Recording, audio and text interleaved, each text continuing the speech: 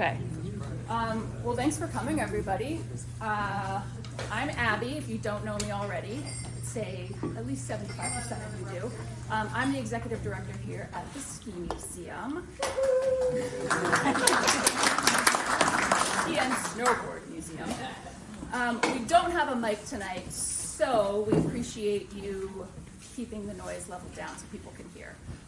And because there are so many people here, this is a really good problem to have. I apologize, but I'm also really psyched about it, because that means you guys are psyched about it. So thank you so much for coming. If you missed something, or if you are standing up there and you can't see this perfectly, I'm recording this, and we will have it posted on our YouTube channel, providing nothing goes wrong with that tonight, later next week, so you can catch me any bits that you missed. I also want to take this opportunity to remind some of you, or tell some of you for the first time, that we are a nonprofit and we are member and donor supported. So your admission coming in today helps keep our programs going, helps keep the lights on, helps us keep functioning, and keeps me here, so thank you. But if you're not a member, I encourage you to become a member. If you're not a regular donor, like at our year-end appeal or general donation throughout the year, please do that. Every little bit helps us stay here in our little corner of Stowe here at the intersection. I am going to pass this off to Poppy. Poppy is the co-chair of our board, and she is also the curator of this exhibit, which is a massive feat to not only come up with the exhibit as you're looking at it, but the research it took to do all of this, and you'll learn a little bit about that tonight, and Poppy will talk more about that tonight, and I'll let you introduce Brian. Great. Thank you, Abby. I spent 2 years digging around in the archives and being on newspapers.com and talking to people to find out about all of these areas. And it's just great that there's so many people here tonight that are actually really interested in it. And I've been living in 1930 and 40 and 50 for the past couple of years. So, I'm in reality tonight. So, anyway, it's been really exciting. We found 188 lost ski areas in Vermont, which is totally astounding in my mind, mind-boggling. And since we opened the exhibit on December 6th, I thought, I'm free, I can go skiing, I can have a Christmas, whatever. And but since then, right off the bat, we've discovered 2 new ski areas that aren't on our map on the back wall, on our list. One in Wastefield, one in Worcester. And yesterday afternoon, when I was finishing up this PowerPoint, I came across an area I had never heard of before in Morrisville. It's like, oh shoot, I gotta go down a little rabbit hole and add it to this presentation, but you'll hear about that later. So anyway, thank you everybody for coming. And Brian Lindner was hugely helpful gathering information for the exhibit, especially the Waterbury areas. He's just a wealth of information, a real true ski historian. And he has graciously agreed to share his wonderful stories of the ski history in Waterbury. So thank you, Brian. And I don't know how to move this thing. Yes. I am up here, as are a number of other people. Can you please talk louder than you usually do? Okay, so remind me if I fade out, please. Abby, where do I do it? Arrow. Is the arrow on? I don't have, I'm a Mac person, I'm sorry. Okay, so we'll kick it off with this slide, and then Brian takes over. Let Brian do it. Brian. He's going to have to move his computer a little closer. Brian's gonna have to do his thing. I don't know what that is, Brian. Okay. Is this his computer? HDMI port. Okay. Needs to go to his computer. And somebody get me back when the time comes. A little technologically challenged here.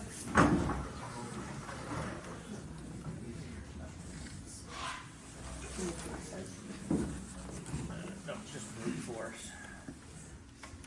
There you go.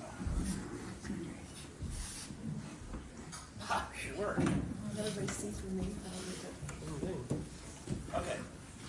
So I'm going to talk about the what I consider the lost ski areas in the Waterbury area. And a lost ski area kind of depends on your definition. So for this presentation, I took a very liberal definition of a ski area, as you will see. And this presentation literally is probably 40 years of gathering information, and there's still tons that I don't know. It's just amazing how much information is out there, and it comes, it's like osmosis. It all comes out very slowly, even when you're actively looking for it. I start with the Waterbury Ski Club patch, because they were crucial to this. Now, we all think, or I think, of skiing really originating here in Stowe. Not true. It starts at other places and it migrates up. Where we ski at Stowe today is the last of a long progression of getting there. So this is one of the instances where you'll see where it starts outside Stowe. The ski club there was actually 2 of them very, very active in Waterbury.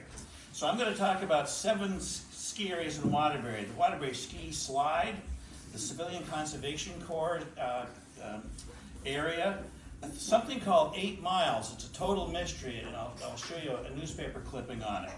The Waterbury Ski Tow, the Pinnacle Park Ski Land, and Sunset Hill. Now 5 and 6, those last 2, if you've driven on Interstate 89 going north or south out of Waterbury, you've driven through a ski area.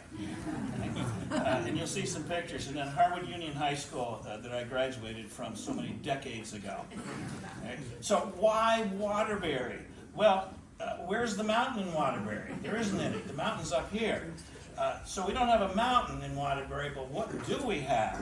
Well, we had US Route 2. We had Vermont Route 100, we had hills, we had the Waterbury Ski Clubs, and we had the Central Vermont Railroad.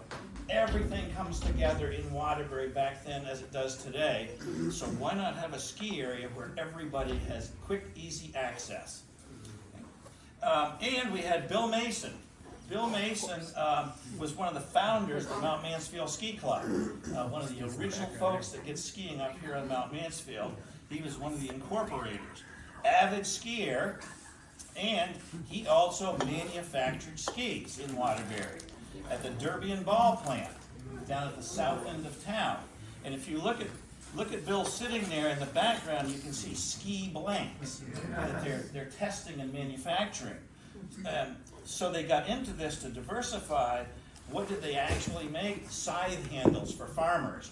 So they're specialists in bending wood. So skis are just kind of a natural progression. So Bill Mason starts making skis at the Derby and Ball plant down at the further end of Waterbury. If you know where you return bottles of bottle redemption place, that building was part of the Derby and Ball plant. And just a little sideline, a little known fact, during World War II, Derby and Ball manufactured skis for the 10th Mountain Division. That's a little known fact. Bill actually wrote an article in the Mount Mansfield Ski Club magazine once about taking, the handles were called snaths, so how they moved from size snaths to skis in 100 years. It's a pretty interesting article. And the skis that they manufactured in Waterbury were called ski sport skis. They even had the SEP racing model. So he personally has an interest in promoting skiing in Waterbury because he's manufacturing them. So where are these places? Well, it's really hard to explain. I'm going to try and do it here for 3 of the primary areas. So to get oriented, this is, gotta get myself oriented here. So this is the train station. Oh, there's the Interstate. Yeah, that's the Interstate. I gotta find the train station here. I thought I could pick it right out. Oh. Yeah, the train station, right there. Okay, so now across from the train station going towards the Interstate, you've got Green Mountain Coffee Roasters, and now it's Darn Tough Socks. And that's our first ski area. That's the ski slide. I'll show you a picture of it. The next one is Pinnacle Park Ski Land. So when you come down from Stowe and you get on the Interstate in Waterbury and you start heading towards Montpelier, You go through those big ledges on the right-hand side. Well, Pinnacle Park Ski Land started down on the left, went over now where you're driving through, and ended up on the hill on the right. The whole hill was excavated for the interstate system. And I'll have pictures of these as we go forward.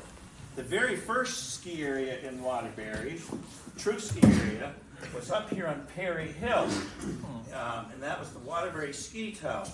And that's where skiing starts, basically, in Waterbury. And very interesting, their sales brochure said easy access to the train station, which is down here. So a lift ticket was the equivalent of $16. The taxi ride to get there was $16. So this is located up, if you go up Perry Hill, and, oops, I'm getting myself disoriented here. Going up Perry Hill, at about 1 mile up, if you start looking to the right, there's a hillside, completely reforested, and that's where, back in 1938, there were no trees, and that's where the ski area was. So that locates 3 of them. The other one is just out of view here, exit 10 going north. So here's the first one. This is the Waterbury record, December 26, 1934. New ski slide put into use by Waterbury Chamber of Commerce, and it's well patronized. So, where was it? So this photograph here, when Poppy was working on her exhibit, she asked me for a picture of it, and I suddenly realized there is a photo of it, and it was taken, there was a fatal train crash at the train station in Waterbury in February 1940. The next morning, the photographer took this picture of the crushed car at the train station. So now we're looking from the Waterbury train station to the interstate, and there's the ski slide. It came down from the interstate into what is today Green Mountain Coffee Roasters area. And Gleason Ayers, I was able to interview him, and he said it was more of a ski jump than anything else, but you'd hike up and ski down, hike up and ski down. So that's the Waterbury ski slide. That's area number 1. This is the Camp Charles Smith. The Civilian Conservation Corps built the Waterbury Dam, and to build the dam, they needed the place to house the 2,500 men that were building it, the CCC guys. So they built Camp Charles Smith on the plateaus south of the dam. And this is the ski jump that the CCC boys built for themselves. And it looks like about a 15, 20 meter jump. And like everything else the CCC did, it was all done with pickaxe and shovel. It was all built by hand. And there is today absolutely no evidence of this. And you can stand at the bottom of that and look up and say, no way. In fact, well, I'll show you. So this is where it was located. If you're familiar with the Little River Road at Waterbury, going up to the dam, there's a snowmobile parking lot on the left for the vast trails. That's this parking lot right here. In fact, if you go and look around here, you can still find the CCC skating rink, vintage pieces of it. This is the ski chalet that the C's built to warm themselves up from playing hockey. And the ski jump is right there. You can see 3 guys standing on the outrun. And like I say, that was a 15 to 20 meter jump. This was the CCC chapel. That actually still stands. That's in Norton, Vermont today. It's St. Bernard's Parish. And this gives you an idea of the size of Camp Charles Smith. You can see some of the buildings up there on top of the plateau. So that's our second ski area, and the C's had competition. They would have jumping contests against the Barry camp and the Wrightsville camp and that sort of thing. So that's number 2. Okay, this is a mystery, and maybe somebody else can help me with this. There was one article in the Waterbury Record, December 8th, 1937, and it talked about Perry Merrill, the great forester who got skiing started here at Stowe, announced the 8 miles of new trails soon to be ready in and about Waterbury. And the article talks about how it's going to be a stellar attraction. It's going to bring skiers from all over to Waterbury. And this is the only thing I can ever find on it. Was it cross-country trails? Maybe it was the Little River, Cotton Brook area. I really don't know. But I'm considering this to be one of our ski areas, even though I can't prove it actually existed. All right, here's the first real ski area in Waterbury with a rope tow. And I should pause for a second because a piece of this rope tow showed up about 4 years ago in a guy's garage in Waterbury. And he gave it to me, so I'm going to throw it away. So I took it and I contacted everybody I thought in Vermont that would be interested. Vermont Historical Society, Ski Museum, the Waterbury Historical, just everybody. And nobody had a piece of rope from an actual rope tow. Pretty rare. So I chopped up pieces and got them out to all the museums. But this is where it starts, the Waterbury Ski Tow.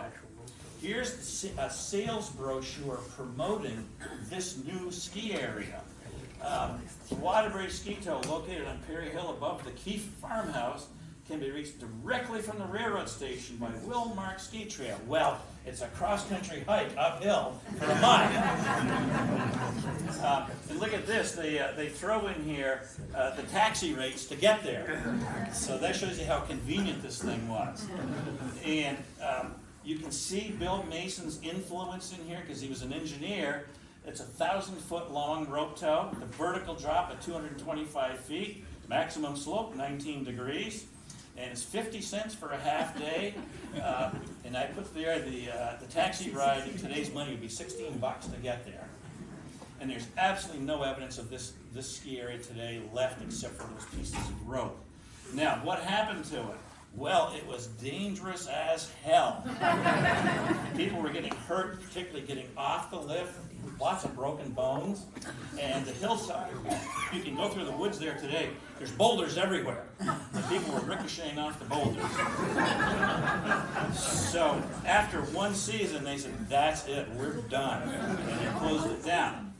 So that's this area here, way up on Perry Hill. Now, my parents' home is right there. So I grew up next to this thing, never knowing it. This is the only known picture of the Waterbury Ski Tow. You can see the haul rope and the return rope. It's looking towards Mount Mansfield in the distance.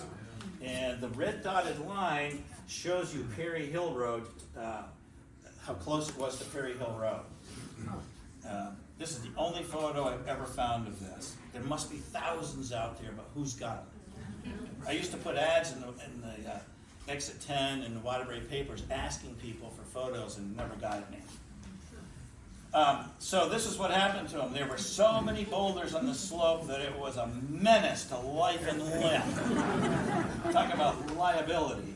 So spring of '39, this thing is shut down. So what do they do with it now? Bill Mason and the ski club wants to promote skiing. They got this lift, but it's too dangerous, so they decided, let's pick it up, let's move it down into the village where people can really get to it. So they went down into the village, and these are the school buildings here on Stowe Street in Waterbury. There's that's Stowe Street. And you can see here some people are actually skiing down towards Stowe Street from the top of Pinnacle Park Ski Land. That was the name of it. You're land out on East Street, Brian? Yes. Yep, we're going to get, I'll show you that in just a second. So this view is looking from the top of Pinnacle Park Ski Land, which us local call Whizzle Mountain, looking towards Burlington. Look at it, no trees. No trees. So this is 1939. So here is the rope tow. They brought it down off Perry Hill. They reassembled it. And to give you some orientation, this is Stowe Street here. Going up, Billings Mobile will be up in this area someplace. Best Western up in here. To get to the ski area, you have to go out East Street. That was the base of it. You get on an East Street, and then you go up literally over the top of what is today Interstate 89, up to the high point of land. Many of you probably have seen the Christmas tree at the high point. That's the top of Pinnacle Park Ski Land. Now, the other picture is, it's very deceptive. My perception of that is these guys are coming down on a rope tow. But in fact, they're getting hauled uphill. And Bud Messier told me he got a job as a teenager shoveling snow onto the track because people kept pushing it off. And this is what happened with Pinnacle Park Ski Land. It was a success. Ski trains are coming to Waterbury loaded with people because they can get off and easily walk over to this and go skiing. So it filled up the local motels and guest houses and stuff in Waterbury with skiers coming specifically to our town. Now this is a great picture. Mary Ellen Parks gave this to me. This shows the Pinnacle Park Ski Land Base Lodge on East Street. The Base Lodge itself is pretty amazing because Doc Steele was on the recreation committee and a huge promoter of skiing in the ski club. The dam is now built. Waterbury Dam is built. Camp Charles Smith is abandoned in 1939. All those buildings are sitting up there. So Doc Steele and others went up, and there's two versions. They either grabbed that building and skidded it all the way down to East Street, or they tore one down and rebuilt it. But either way, that's a CCC building from Camp Smith. It became the Base Lodge for Pinnacle Park Ski Land. Now, this gives you a little bit better description of it. This is the Interstate today going through Waterbury at exit 10. Here's Stowe Street. The bridges, the big bridges in Waterbury are right here going over the top of Stowe Street. And you went out East Street and there's Pinnacle Park Ski Land. Look, there's no trees up there. No trees, no development. So it was a perfect area. And this had night skiing, and if you called Randall's Drugstore in advance, you could schedule a ski lesson with Sepp Rush. Because there was no snow up here, he wasn't teaching here, he was teaching in Waterbury. What happened to it? Well, World War II came along, and Al Wingrove, who lived on Union Street, was the local guy running Green Mountain Power. And he said, that night skiing thing, pay up. Pay up. Yep, yeah. And they couldn't pay up, so he cut the power. And said, you're done. And that was the end of Pinnacle Park Ski Land. But at the same time, this is 1940, we get the single chair at Stowe, and now people are saying, well, why should we ski on Little Hill in Waterbury anyways? We got a chairlift up on Mount Mansfield. So people start migrating up in this direction. I found a couple of aerial photos of World War II. You can still see some of the lampposts up on the hillside there, but I couldn't find the photo for this presentation. So here's our next ski area. This is Sunset Hill. Now, this is when you get on Interstate 89 going to Burlington. You're going northbound. Right at the end of the interstate ramp, if you start looking to your right towards the foot of Blush Hill, you're looking at Sunset Hill ski area. That's where it was, and when they built the interstate, the engine room was still there. That is now underneath the northbound lane. They just buried it and kept going. The rope for this, very interestingly, showing you there's no competition here. Sepp is looking for a place to teach, Sepp Rush. So he gave the 3,000-foot rope from the toll house rope tow to the Sunset Hill area to use as a rope because it was in better condition than the one that had already moved around. So he's promoting skiing in Waterbury.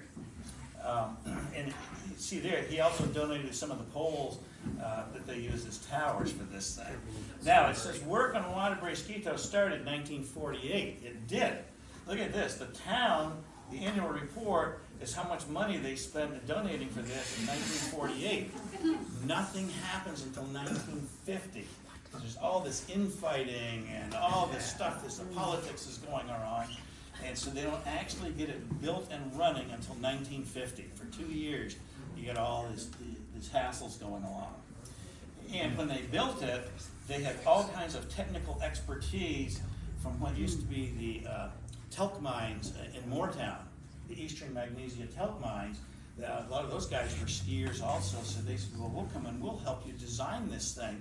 So they took, this photo is actually for the rope tow in Rochester, but they used the same thing. They used mining carts on ropes to keep the tension to the rope. So if you didn't have enough tension in the rope, you throw more rocks into the mining carts, and they pull it downhill. So where was this ski area? A little bit better idea of it. This is pre-interstate. So here's the Waterbury swimming pool, still there. This is the roundabout today, right there, still there. Here's the armory, the National Guard Armory. So Interstate 89 goes right through this area today, and it went right through the ski area. That gives you a little better idea of where it was located. There's no evidence of there. I've walked all through there, and there's nothing to be seen there today.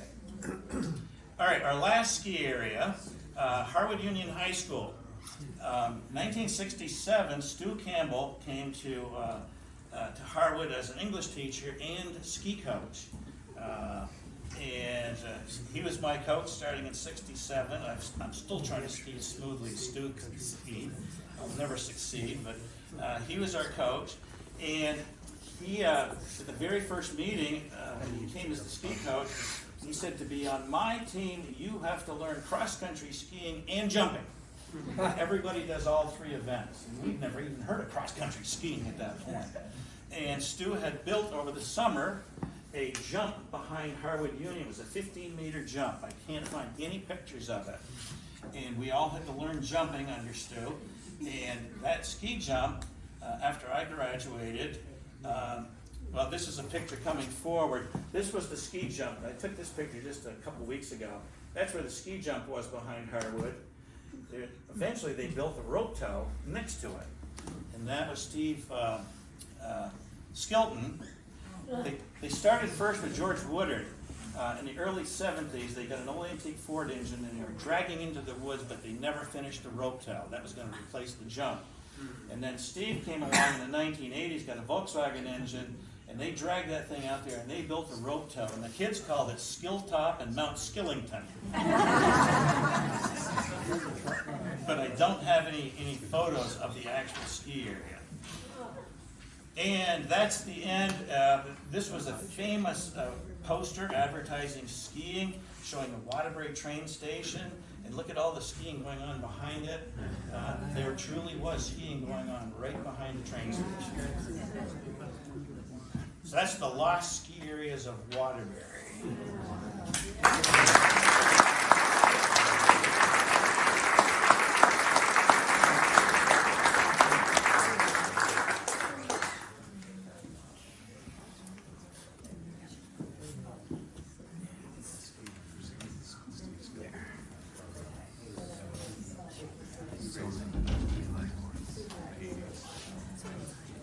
Thank you, Brian. That was really enlightening. I learned a lot. So we're going to move up Route 100 to Stowe. Speak up. Okay.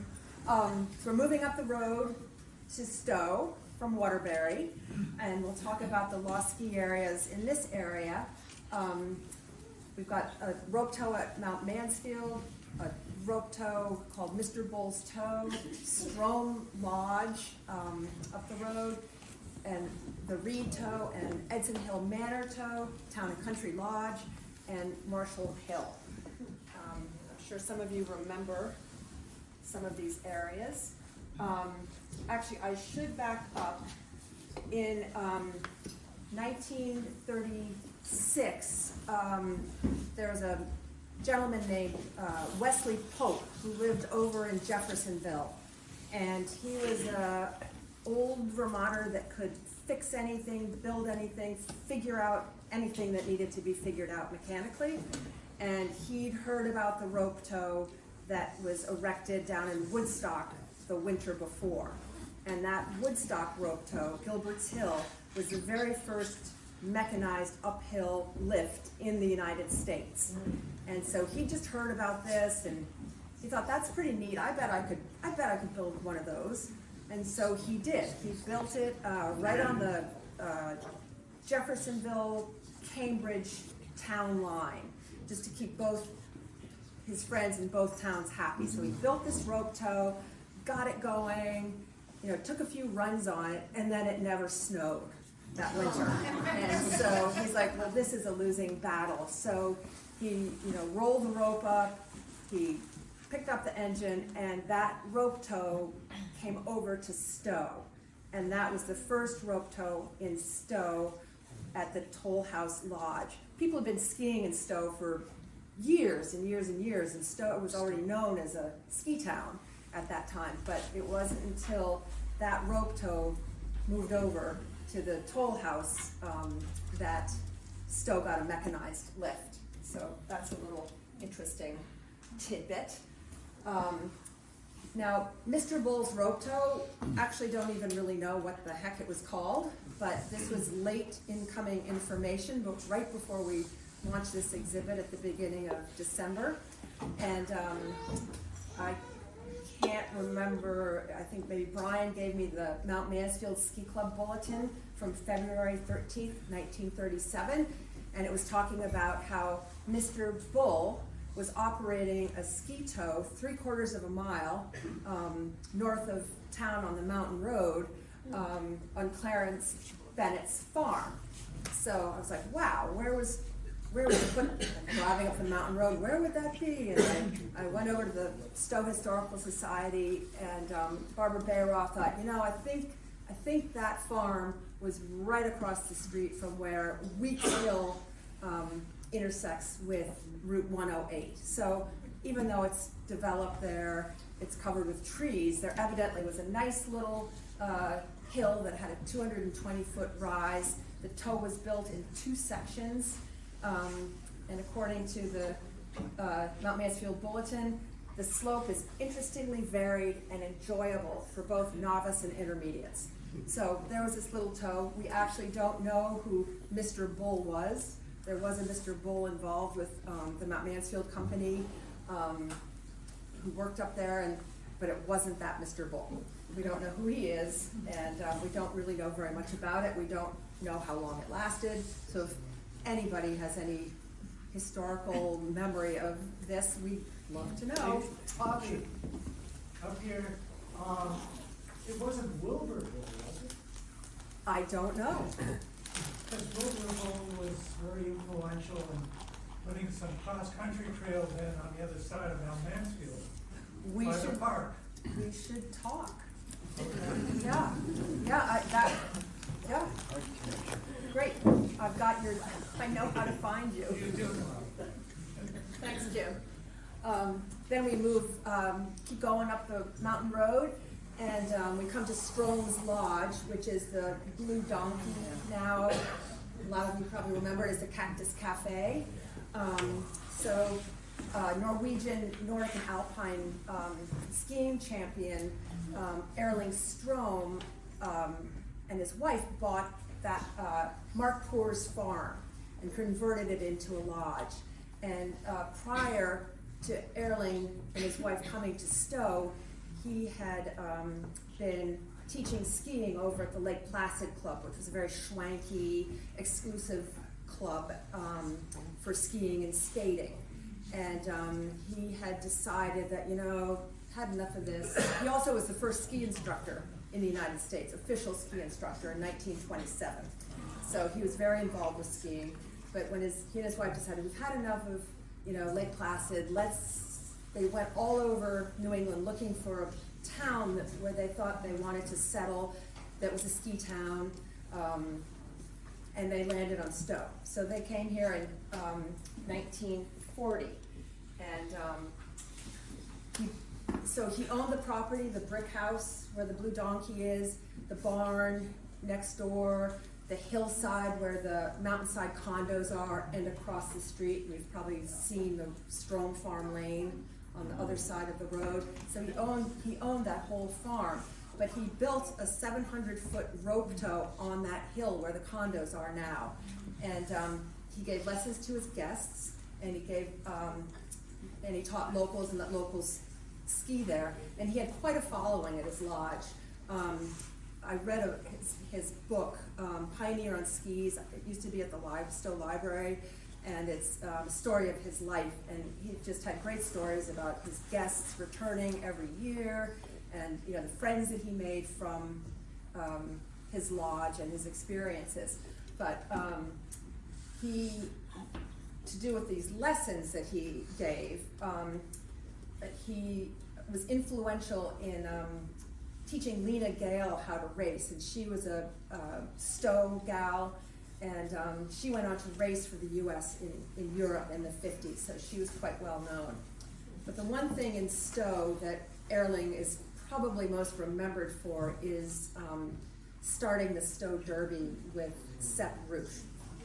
And Michael Leach, if you're here, you might have to correct me.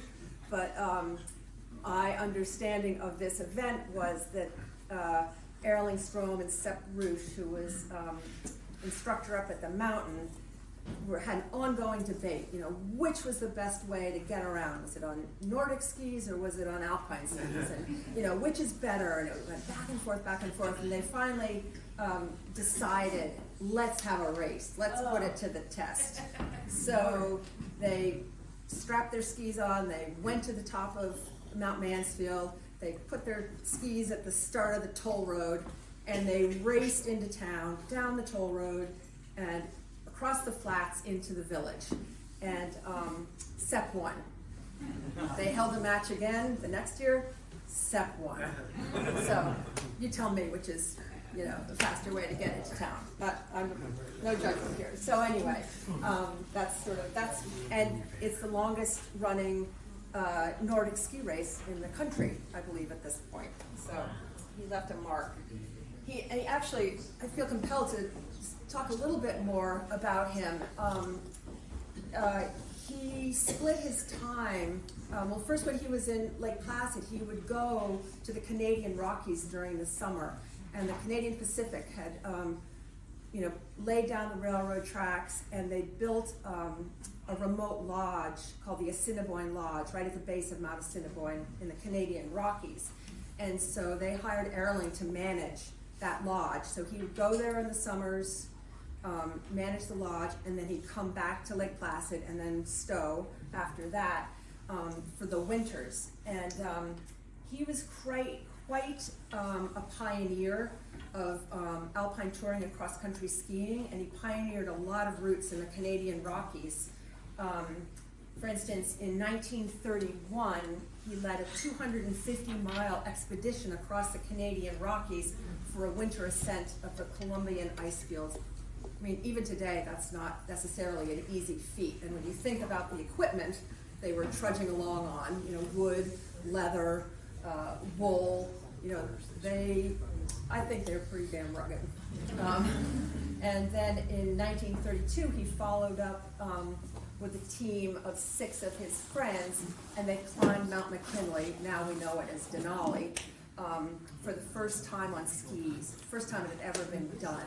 So that's a feat in itself as well. So he was rugged.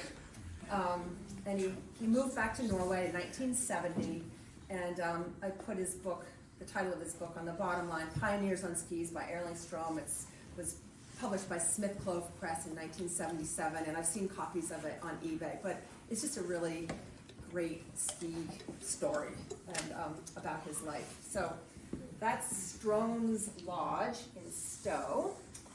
And then we move on to the Reed property on Edson Hill. And so in the 1940s and up until the early 50s, the Reed family operated a rope tow at their private residence on Edson Hill. And the tow was on Wade Pasture. People probably know that area, recognize the name Wade Pasture. And the tow was powered by a Ford flathead V8 transmission. The Reeds sold the property in 1954 to Lawrence Heath and Denning Miller, and they transformed the home into Edson Hill Manor. And we're really lucky tonight to have the children of Lawrence Heath here tonight, and they can correct me if I'm completely mixed up about the stories or fill in. So we're going to move along. The Heaths took over Edson Hill Manor. There's a picture of the manor with a grooming machine, and I don't know if that's during your time with the. That snowcat we used to ride it behind it, and as a kid, we would take guests out in the woods in the trailer, and we'd break down, and they'd have to trudge back. But they would ski jor behind it with ropes as well. Oh my gosh, that's I great. think Brian said we bought it used from the mountain. It was a 1940 cat with skis on the front. Oh, yeah. That's a 1948 Tucker snowcat. That was the first snowcat at Stowe Mountain Resort. And it still exists. A collector has it in Colorado. Oh, beautiful. I got some college friends here tonight, Cabot Lyman, we used to ride in that and ski. Where are you? Oh, well, we're getting this on film, which is fantastic, so I can take notes. So Larry told us that, when they purchased the inn, the rope, the tow was all packaged up in a big tin crate in the barn, and that they eventually just sold the rope to a ski area in Underhill, which I can only surmise went to Underhill Ski Bowl, because that was the only ski area operating that I know of in 1954.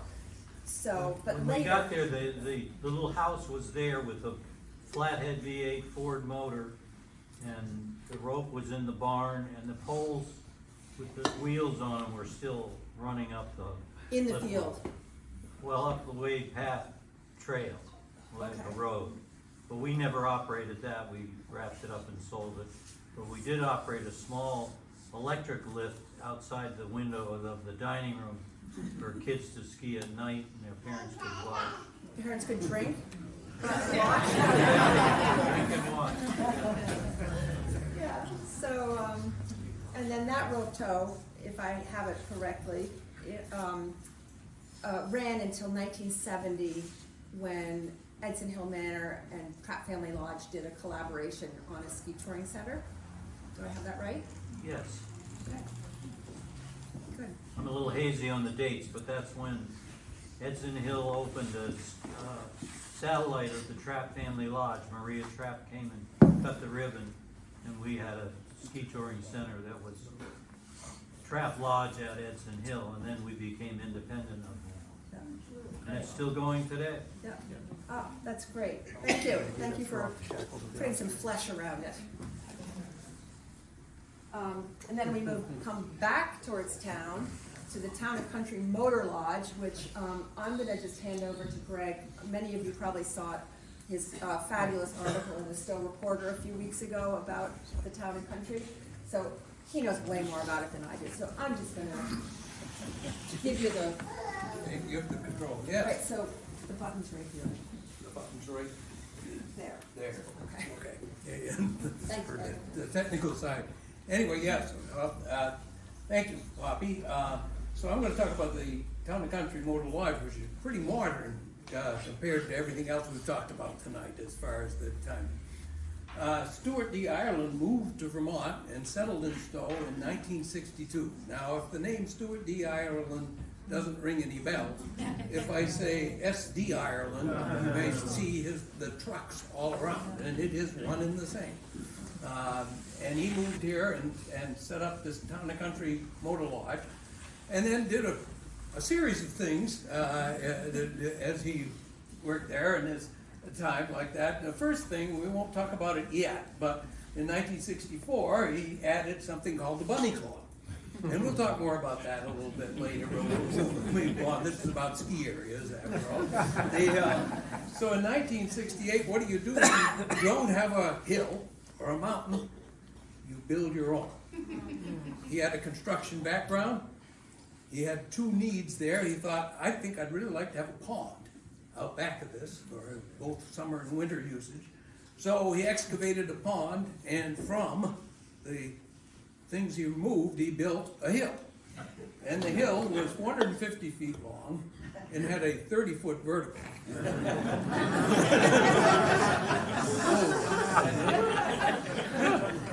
But no simple rope tow was going to be enough for this. So a T-bar, a 450-foot T-bar was installed.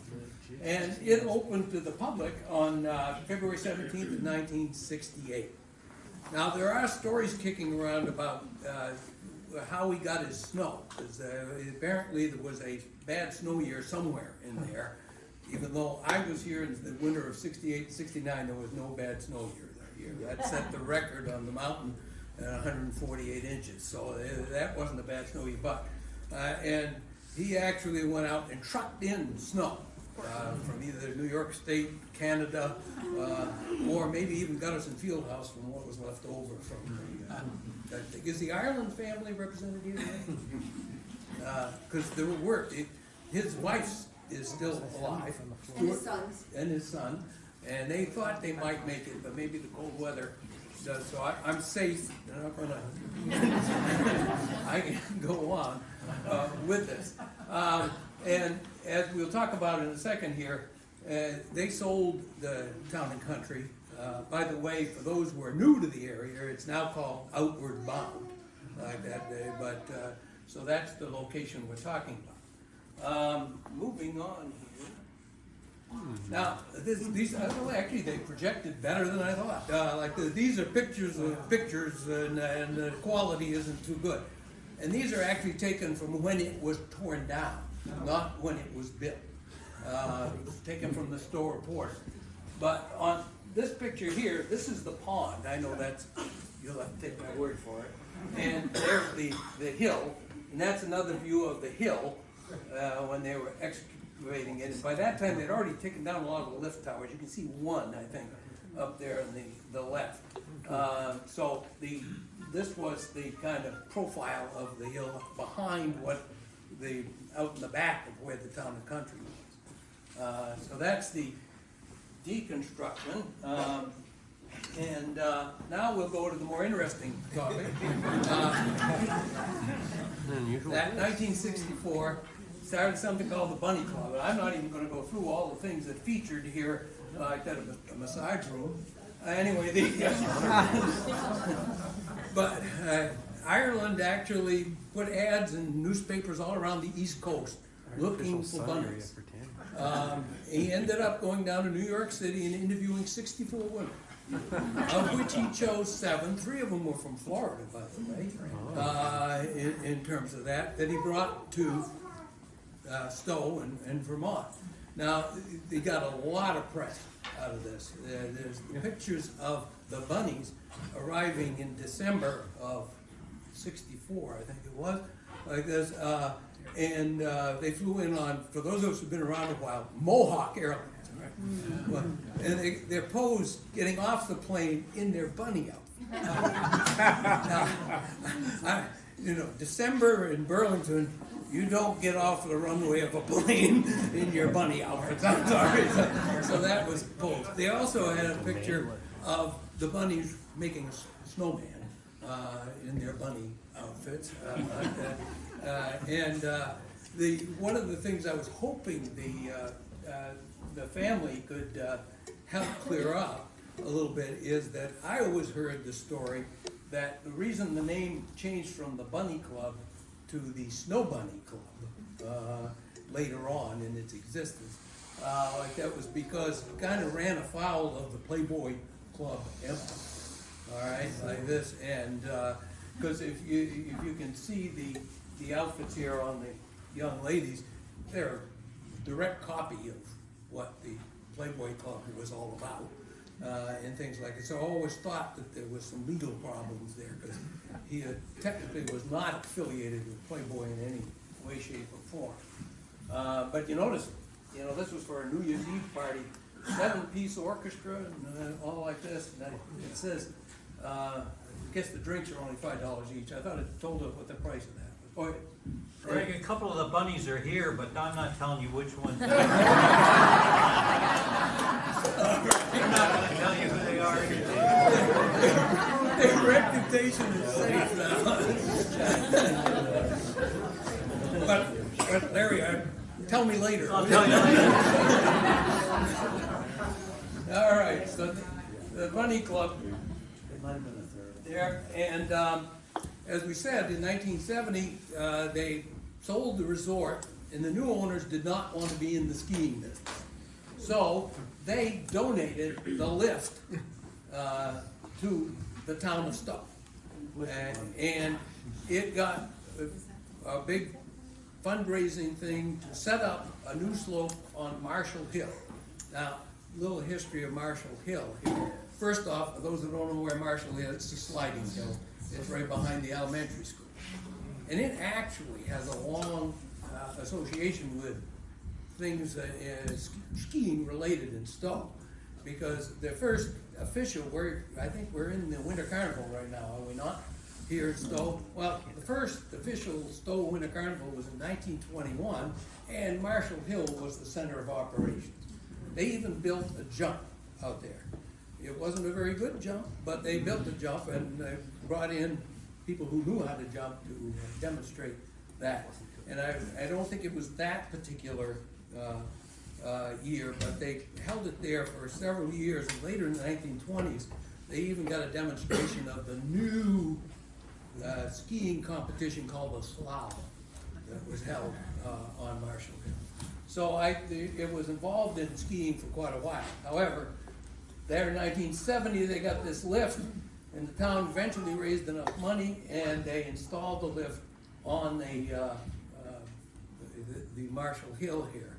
And by 1971, it opened, I think the date, well, it's right there, March 12th, 1971, they opened it for the first time. I believe the delay was to get the approval from the state lift, or whatever the tramway part, because the article kind of hedged around that, but it sounded like they had it settled. And they started that. They had a paid lift operator and they had a paid ski patrol. They were only operating on the weekends and after school. And that wasn't always after school, but that's where the Friday program, I don't know as it got started there, because I think it was already started, but that's where it went for the elementary kids. I think the high school and middle school, if there was such a thing in those days, went up to the mountain, but the elementary school could go out in their own backyard and ski under the lights. Now, I'm not sure what got here. Well, I guess that's the picture of what it looked like in those days, which is a lot less busy than it is today in there. Let's see, do we have anything else on that? No, I'm gonna go back. Yeah, there we go. To say a few more words about that, because the fact was that one thing I'd like to know is how long did it stay there? I could find no information about when it was no longer there. They tore the lift down, and Brian actually found it out in the woods behind Jackson Arena here, in that, but he thinks now it's gone to scrap in the light. But nowhere could I find where they suddenly took that lift down. My own personal theory, because I was hanging around here in 1975, like that, I don't remember. So I don't know if it was that short-lived there, as if it started on 71, 75 isn't that many years down the road. But if anybody knows somebody who can find out what it is, I'd really appreciate that, because to know when it was no longer there. And with that, I'll turn it back over to Bob. Great, thanks, Greg.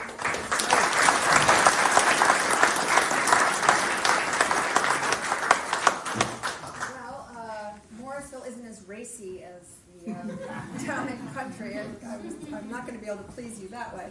But we're moving up Route 100. I know 3 lost ski areas in Morrisville, always looking for more.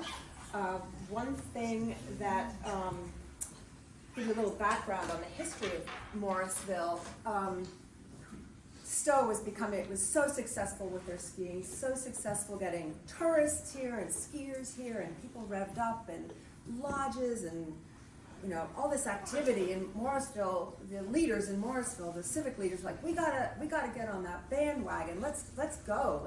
We're only 8 miles away, 9 miles away, and look what Waterbury's doing. Waterbury's just thriving because of the skiing, and we need to take a little bit of cream off the top there. They looked at the fact that over 1,000 guests were booked. They booked rooms in Stowe for New Year's of 39. That's probably not a lot of numbers by today's standard, but it was a lot in 39. The trains were bringing people to Waterbury, and Morrisville just wanted a piece of the action. And they felt that maybe,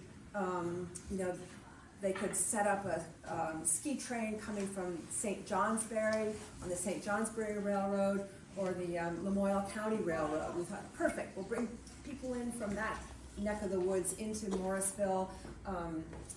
You know, we have it here. We have the skiing, we have skating, we have toboggan chutes. We're set. And another thing that I discovered was at Hotel Randall, which was somewhere in town, but on Route 15. They were booking solidly every weekend with guests. But there were no other lodges around to speak of, except this one hotel. So moving along.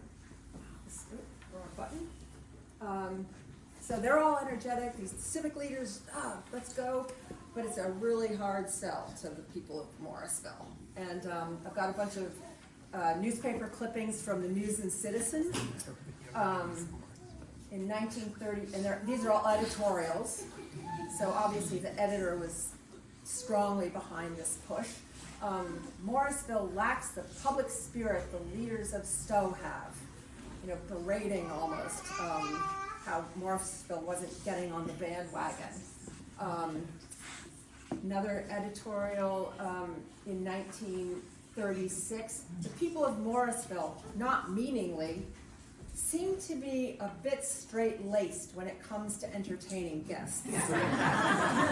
So, and then we move into the 39, I found two editorials. What's the matter with the young ladies of Morrisville? We failed to see a single girl or any young lady in the crowd of skiers last Saturday. The young girls and young ladies better snap into practicing and snowshoeing before the town entertains a winter sports trainload of guests. These trains carry young women and young ladies who will be here to take advantage of what this town has to offer in winter sports. So, you know, they're parading the girls of Morrisville.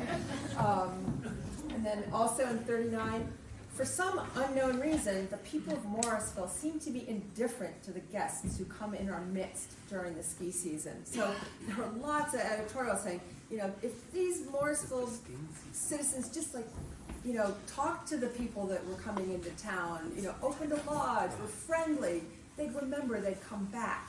But that said, there was a lot of skiing going on in that area. The CCC had cut trails on Mount Elmore. There was a lot of skiing happening on Elmore. There were the CCC pavilion, which you still see when you go up there with the big stone fireplace. There were, you know, bonfire gatherings and weenie roasts and marshmallow toasts and people touring all over Elmore, and people were coming from Morrisville to ski. So, you know, there was skiing going on, but they didn't necessarily want the tourism. But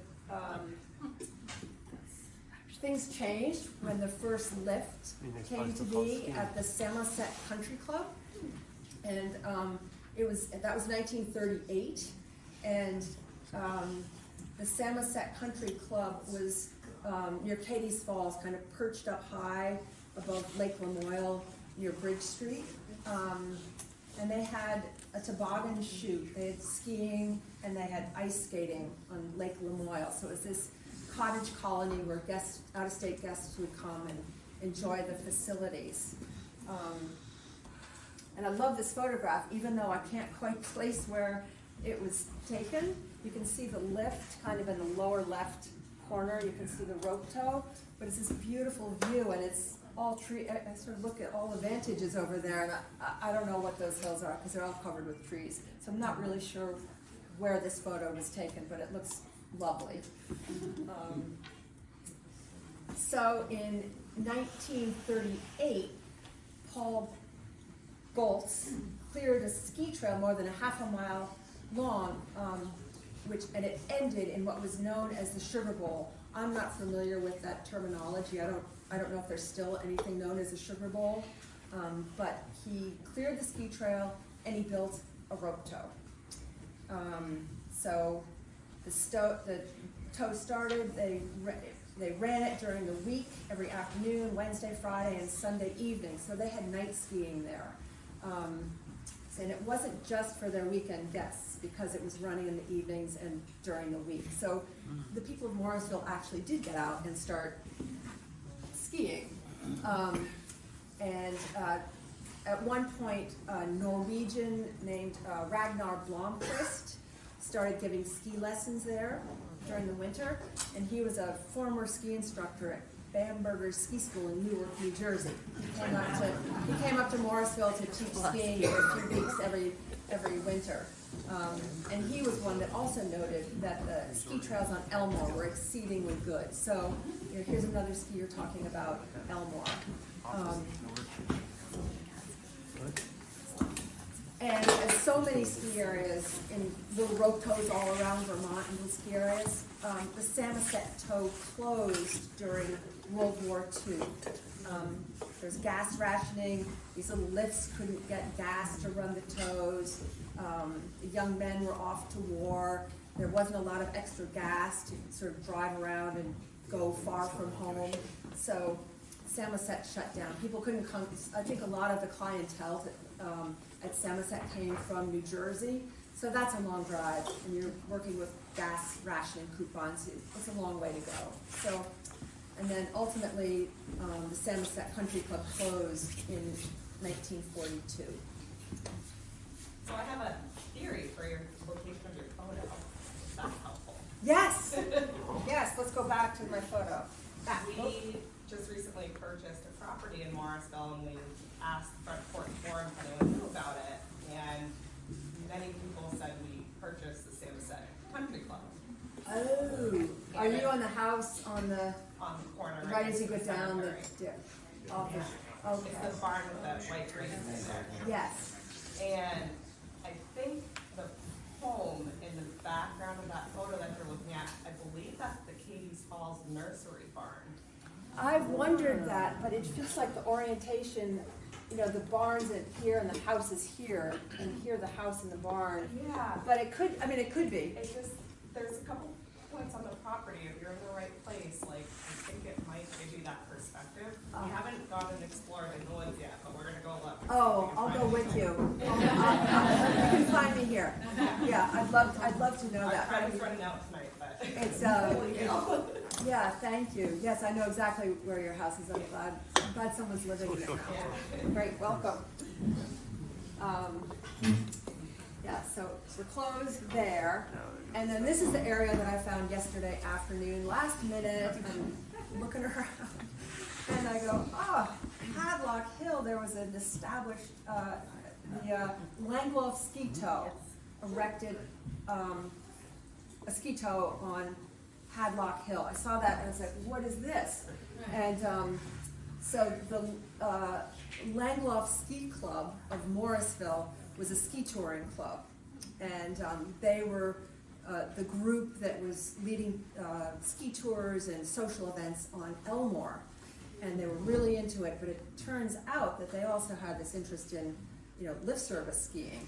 And so they, so I dug a little deeper, a little rusty here with this, I haven't thought about it very long, but I read that in 1936, there was an established ski trail on Hadlock Hill in Morrisville. I live in Morrisville, I have no idea where Hadlock Hill is. It's kind of in that Katie's Falls Road area, not really sure. But anyway, in 1940, another article came out in the News and Citizens that said, they've re-erected, they've moved the rope tow from last year's location to this new location on Hadlock Hill. So I was like, okay, so I wonder how long that rope tow that the Langlois Ski Club was operating had actually been around. Was it around in 37, 38, or did it just start in 39 and ran in 40? I don't know how long it lasted. I don't really know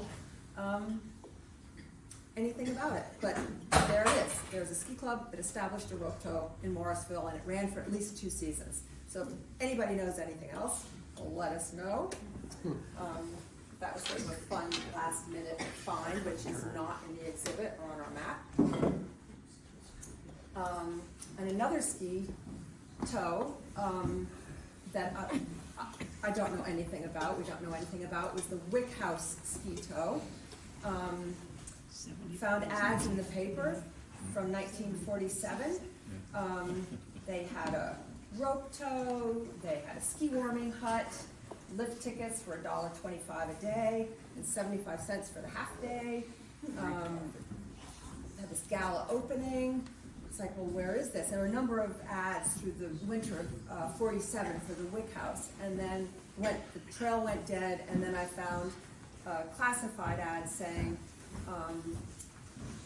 they were renting rooms, but the Wick House, 1.5 miles from Morrisville on the Morrisville Stowe Road, Route 100, as we know it. So, south of town, no idea if it's on the east side, the west side, where it was. If anybody knows about the Wick House, would love to know more about that too.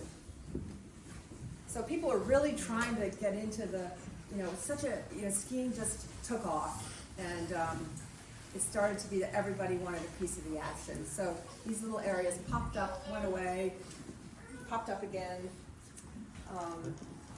So this is a great story. Move up to North Hyde Park, the North Country Ski Park.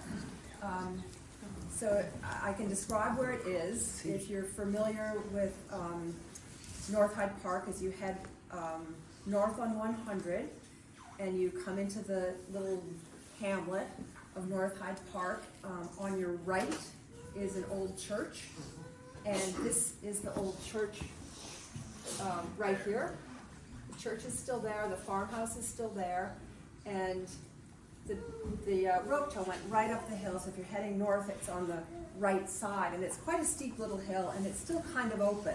You can really understand why it was such a good place to ski. So,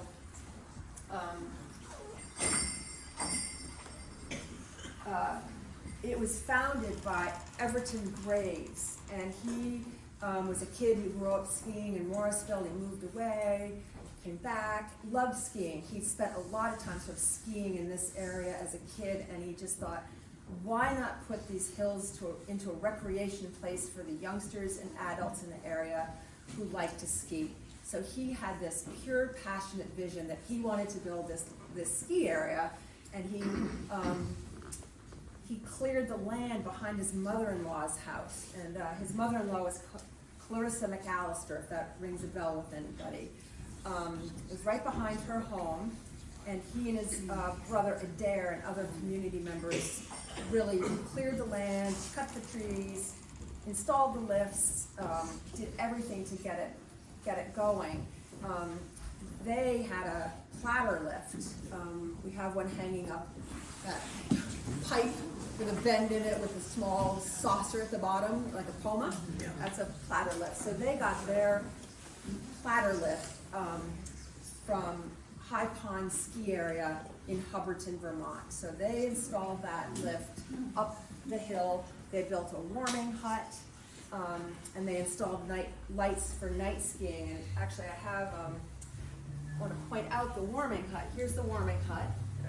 And I got an email after we got the exhibit going in December, and from Everton's nephew that said, oh, that warming hut, once the ski area closed, our family moved it up to Wolcott and turned it into a hunting camp.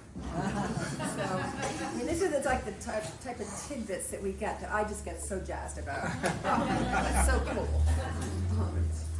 So, another thing that's sort of interesting, there was a teenager in Hyde Park named Chan Page, who's really a great skier, and he unfortunately died, and they decided to name the expert ski trail the Chan Page after him, and because he liked a challenge, and so I thought that was a sweet community tribute to Chan Page. They packed the trails with a bulldozer and a snowmobile. There's no such thing as a snowcat for them. And they just, I just love this picture of these kids, they're just out there just being kids. Let's see. You could take a single ride up the platter for 15 cents. You could take 10 rides for $1. A half-day ticket was $1.50. I mean, this is still pretty reasonable in the 60s, I think. A day ticket was $2.25 and $1 for night skiing. So it was a real community area.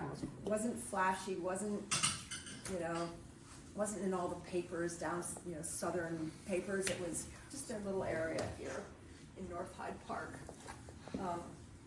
So what happened it went away in, the wrong way.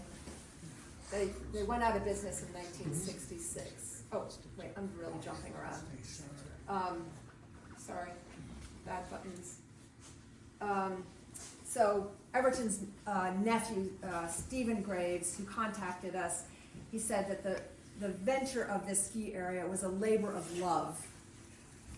And I'm actually going to read it. The venture was a labor of love where the labor and the insurance cost requirements forced its demise. And that was in 1966, which was quite sad.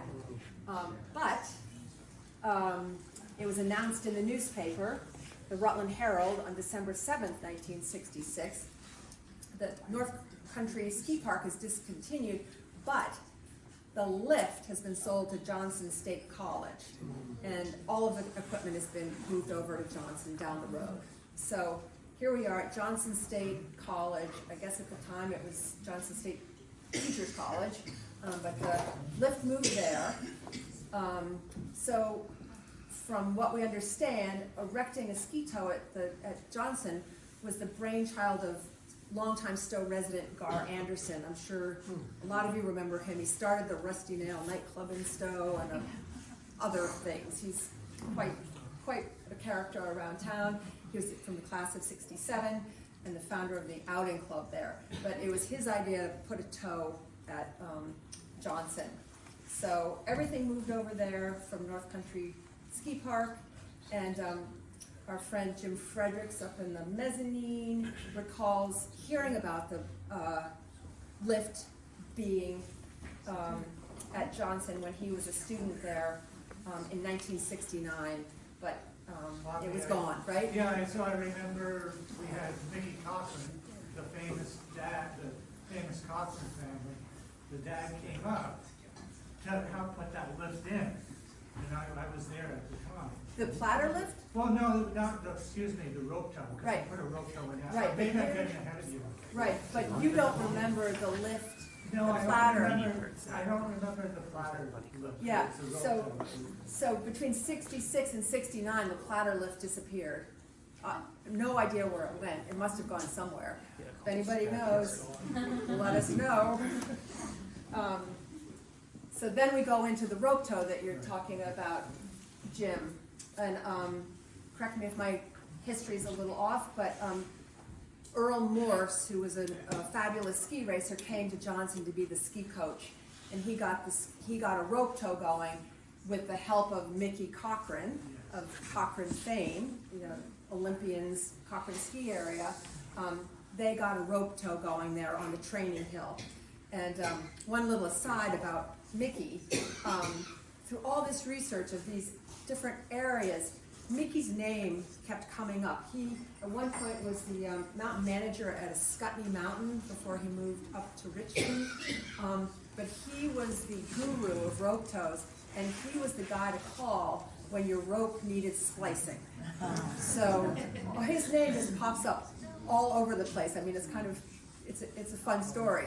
Like, Mickey came and fixed our rope again. So these ropes circulated around the state from area to area. One little place would close and the rope would go over here. Just like we said with going from Edson Hill Manor, the rope went over to Underhill. So big recycling program with ropes. But anyway, back to Johnson. So they got the rope tow going. Earl Morse built a powerhouse of Eastern ski racing. And by the mid-60s, they were just unstoppable. This was before there were ski academies in high schools and stuff. And so it was quite something. Johnson State was a real force to be reckoned with, ski team to be reckoned with.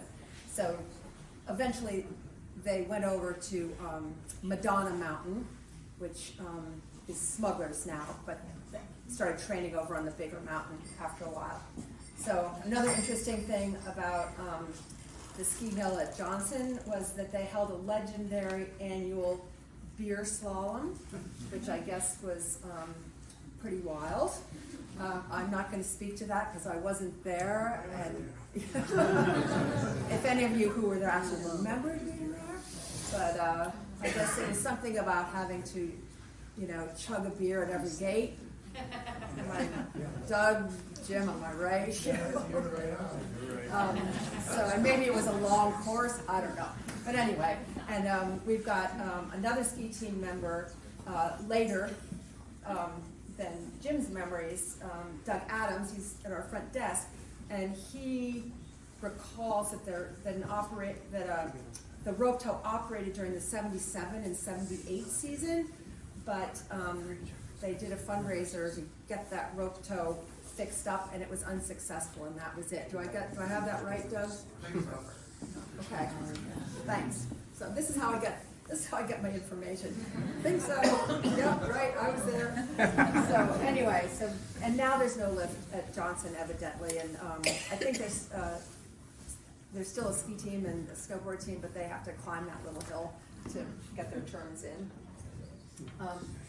Then we go over to Jeffersonville, and this is a definite conundrum tangle of information that I don't know how to tease apart. Maybe somebody here does. At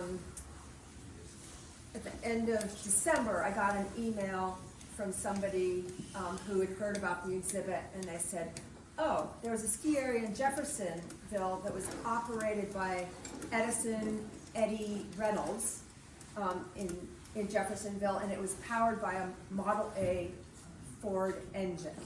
So I'm like, that's pretty cool, because I'd found this ad in a 1963 Burlington Free Press classified ads for sale, a ski tow, 1,000-foot long, equipped with lights for night skiing, $300, complete, Edison Reynolds, Jeffersonville. So I'm going, okay, these two bits of information work together. Whether this rope tow that Eddie Reynolds was selling had been in his barn for 10 years, 20 years, 1 year, no idea. And don't know the years when this operated. So Do you know where it was, Poppy? I don't know where it was. So if you're heading right from Jeffersonville up the mountain, up 108, Okay. before, where that covered bridge crosses? Yeah. Before that, on the other side of the river, that's where that rope tow was. And I remember that. So I'm 70.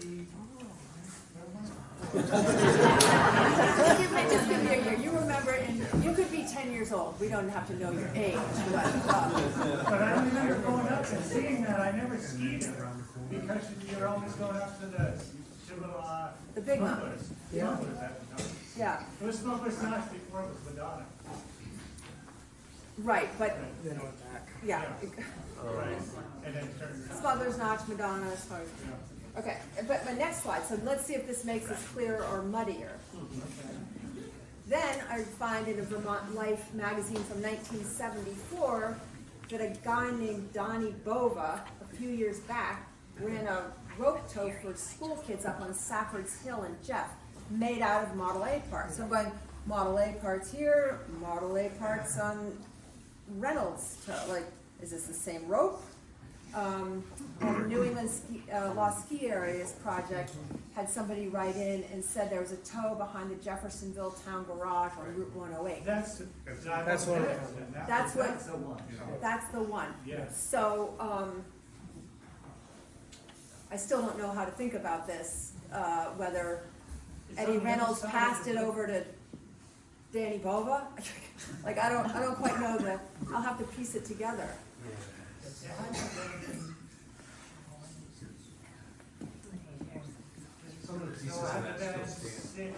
It still stands? So you cross over the little covered bridge, and it's on the, It's on the other side of the back, and then come back after you cross over. I don't know how you even got it there, but you could see it. You can see it going up the mountain road. You just looked over the river, and it's a nice hill. It's a really nice hill. Okay, And road it trip. I think it's still, kind of a pasture now. okay. Well, we'll need to dig a little bit, but if anybody has like really concrete information, my next slide.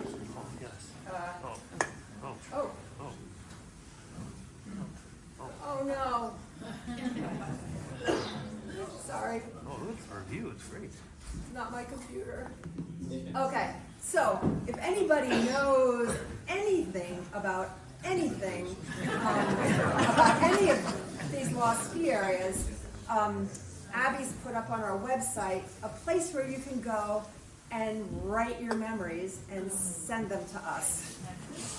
Or you could come in here and leave a typewritten something or other, or a handwritten something or other at the front desk. But we really are still, this exhibit is called Searching for Vermont's Lost Ski Areas. Well, I guess we're still searching. So any sort of information or help or anecdotes or just even little tidbits can help us put all the pieces together. And we'd really appreciate it, because I think we're eventually going to compile this all into a book. And it'd be nice to have more information than less information. So, thank everybody for coming.